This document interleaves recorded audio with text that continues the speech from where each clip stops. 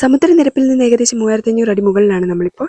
കോട്ടയം ജില്ലയിലെ ഏറ്റവും ഉയരം കൂടിയ കൊടുമുടിയായ ഇല്ലിക്കലിലേക്കാണ് നമ്മൾ പോയിക്കൊണ്ടിരിക്കുന്നത്. തീക്കോയാണ് എൻ്റെ നാട്. അതിനോട് തൊട്ടടുത്തുള്ള ടൂറിസ്റ്റ് പ്ലേസ് എന്ന നിലയിൽ ഞാനാണ് ഏറ്റവും കൂടുതൽ ഇവിടെ വിസിറ്റ് ചെയ്യേണ്ടിയിരുന്നത്. എന്നിരുന്നാൽ കൂടി എന്തോ ഭാഗ്യവശാൽ ഇത് സെക്കൻഡ് ടൈമാണ് ഞാനിവിടെ വരുന്നത്. എൻ്റെ ചെറുപ്പത്തിൽ സാധ്യമാകാതെ പോയ പല കാര്യങ്ങളിലൊന്നാണ് കേട്ടോ ഈ യാത്രയൊക്കെ പോകുക എന്നുള്ളത്. സാഹചര്യങ്ങളുടെ സമ്മർദ്ദം എന്നൊക്കെ പറഞ്ഞ് ഇവളെ കൂടെ കൂട്ടിലടച്ച് വളർത്താൻ എനിക്ക് ഒട്ടും താല്പര്യമില്ല.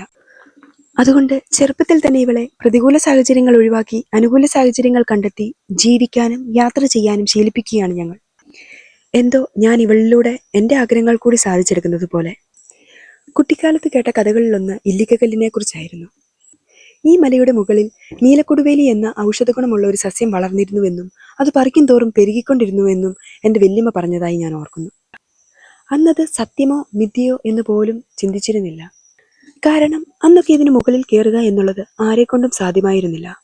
ഇന്ന് നടപ്പാതകളായി, റോഡുകളായി, കാഴ്ചക്കാരേറെയായി.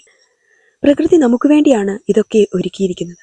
അത് ആസ്വദിക്കുക എന്നുള്ളത് നമ്മുടെ കടമയും